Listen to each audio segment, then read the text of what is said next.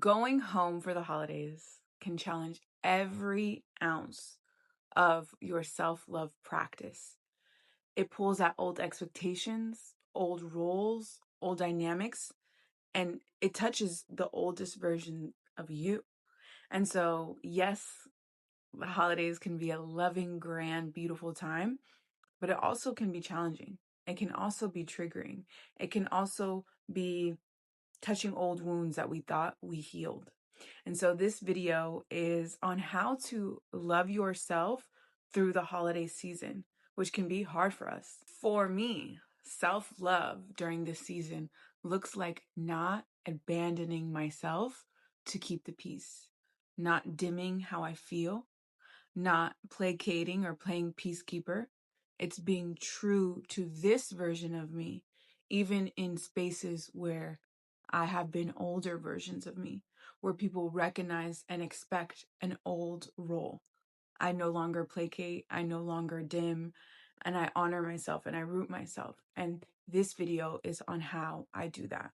Self-love for me in this season is staying connected to my present self, even in old spaces. One of the most beautiful ways that I have chosen to honor myself this season is to really hold true to my boundaries. And the difference between a boundary and a rule is that a boundary is something that you have jurisdiction over. A rule is what you expect from other people. And so for me, a boundary is how I stay rooted to myself and connected to myself.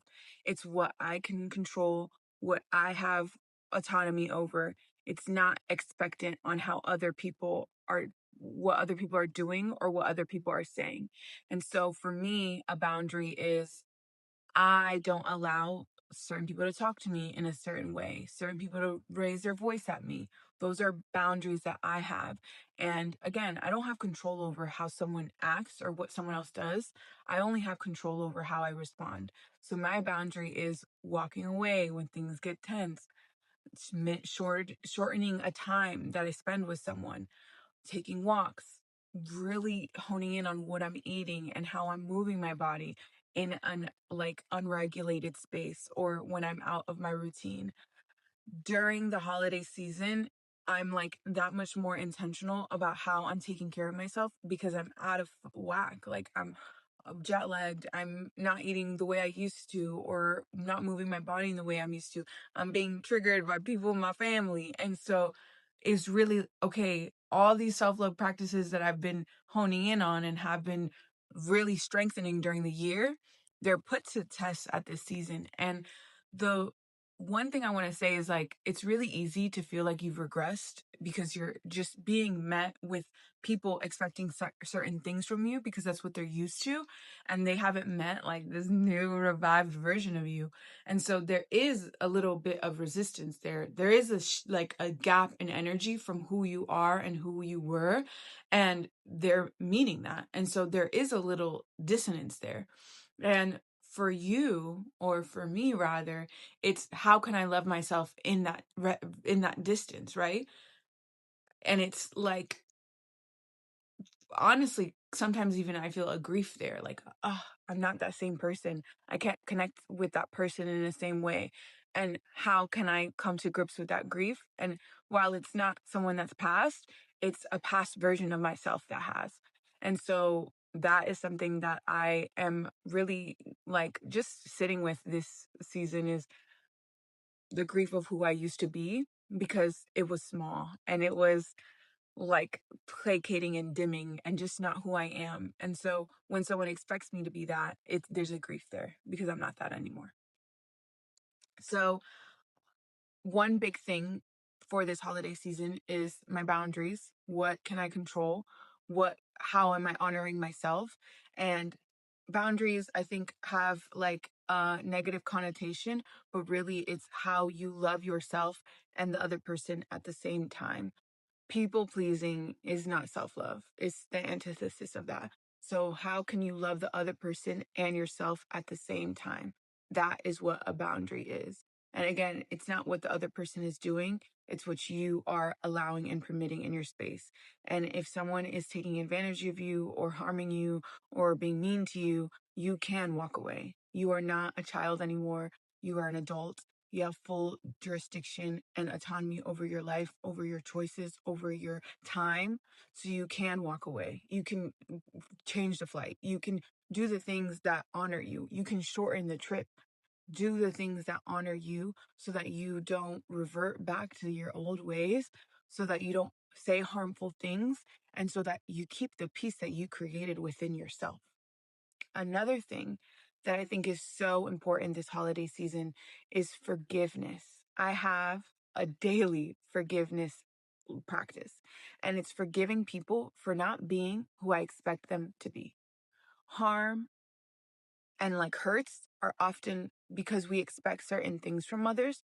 And this is not to undermine what people do or the things that they've said or the harm that they've caused us, but a lot of it, again, is like how we expect them to be. And the distance between who they are and what we expect is where the harm lies or where the hurt lies. And so the daily practices, I forgive them for not being who I expect them to be, and saying that every day. And then on top of that, forgiving myself for being the person that allowed it, that permitted it, that placated it for years. I forgive myself for that version. I forgive myself for even still wanting to be that version and feeling uncomfortable in the moment. Those are self-love practices. That's self-love in real time. It's not self-love, so many things, right? But self-love isn't like cherries and roses and when things are going well and how you take care of yourself in those moments. It's when things are not going well, when things are hard, when an old wound is being pressed and pressed and pressed. It's when someone says something real triggering. How are you taking care of yourself in that moment? Are you reverting back, or are you standing firm in who you are today? That's very, very different. Are you saying, I love you, I recognize you, and I no longer need to play this role anymore? I'm breaking the cycle, I'm breaking the pattern. And when you don't, forgiving yourself for not. That is self-love in holiday season. And when you feel yourself regressing, when you feel yourself going back into that old energy, I ask myself, what is it that I really need? Do I need to take a breath? Do I need to walk outside? Do I need to call a friend that recognizes my new version of me? What are the things that you do to honor yourself and return to the truest essence of you and not who you used to be? And every single time you come back to yourself, you are practicing self-love. So this holiday season, you are allowed to choose peace.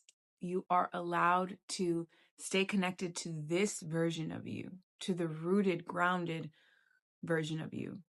You are allowed to stay connected to yourself and love yourself and your family at the same time. You're allowed to have compassion for them and compassion for yourself. You're allowed to forgive them. You're allowed to forgive yourself. You don't have to shrink. You don't have to perform. You don't have to dim who you are to make them feel comfortable. And so I hope that is a gift that you give yourself this holiday season. How to stay loved and rooted to yourself, even in old spaces. If this video resonated with you, know that I understand fundamentally how you're feeling in this holiday season. And the only thing you ever have control over is how loving you can be to yourself. And may that be potent and magnetic this holiday season. And may you do something, may you give yourself the gift of love and cherishing that and the love that you've created throughout this year. So if you liked this video, please comment, share, and subscribe. And I'll be back with more videos on how to love yourself more deeply so you can experience more joy.